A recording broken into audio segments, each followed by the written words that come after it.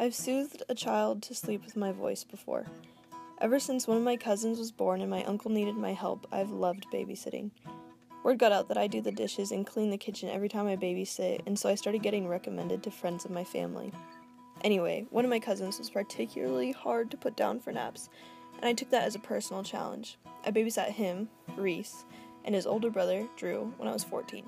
I remember I was 14 because Taylor Swift's album Speak Now had been out for long enough for me to know every word to every song.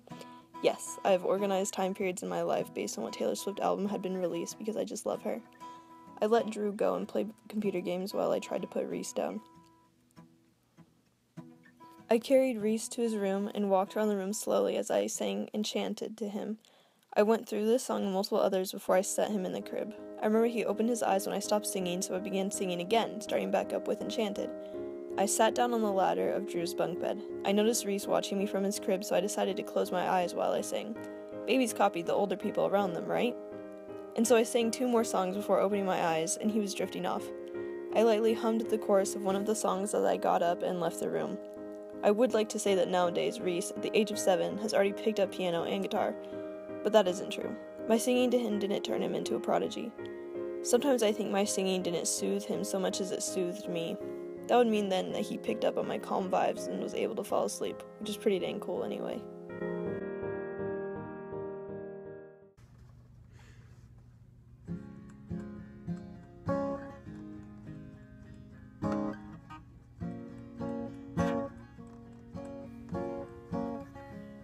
I have serenaded a boyfriend before.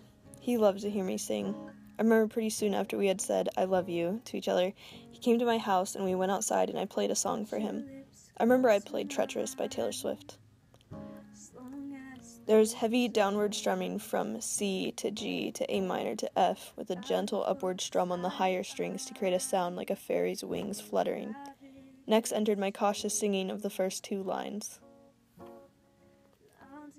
I remember my right hand trembled a little and I got my strumming off rhythm and the fingers of my left hand stayed on the one chord for a little too long, but he smiled at me supportively. Finally, in the bridge and the last chorus, I sang the song louder and could feel the rhythm and simply the passion of the song carried me through to the end. I remember he looked into my eyes almost the entire time and I was nervous he would hate it. He said, once I was done playing, "I wish we were still friends." What? Why? I thought I had screwed everything up, which really bummed out my perfectionist self, so that I could fall in love with you all over again.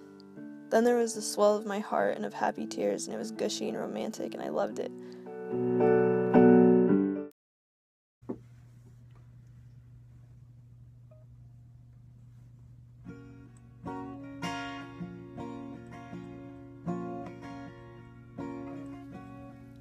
I've sung my heart out, putting my spirit on the line, expressing openly my belief in something higher than myself. I was in a youth group in high school. I was officially the leader of the Jesus music. Never fear, I'm not a Jesus freak, but my faith is strong. Let me rephrase that. My faith is there, definitely not strong by any means, but it exists. So my duty each week was to bring my guitar and voice and lead everyone in a few songs. I tried to learn as many of the new popular songs on the radio as I could, and mostly succeeded.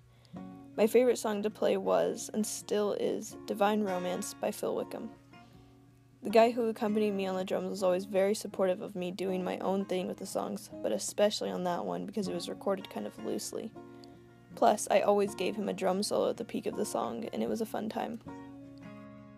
The song feels like it has a coda in the center of it. In sheet music, a coda, which looks a little like a gun scope with crosshairs, is placed where there is a tempo change or a key change present. This also means it is the marking of a new movement. The more I performed this song, and it really became a performance after a while, the better it got. This was the song that people raised their hands up to and closed their eyes for. It really became sacred to us. I've always been disappointed in my playing of the song because the recording has guitar fingering that is too difficult for me, so I simply strum it. Besides that downfall, I really enjoy singing the song, and I know that comes across every time I sing it. I know the words by heart and truly believe in the song's staying power. I feel so raw and open once the song ends because it completely strips me of any fakeness or insincerity I bring to the group. After I play that song, I know the group knows I'm serious about exploring my faith as well as expressing it at appropriate times.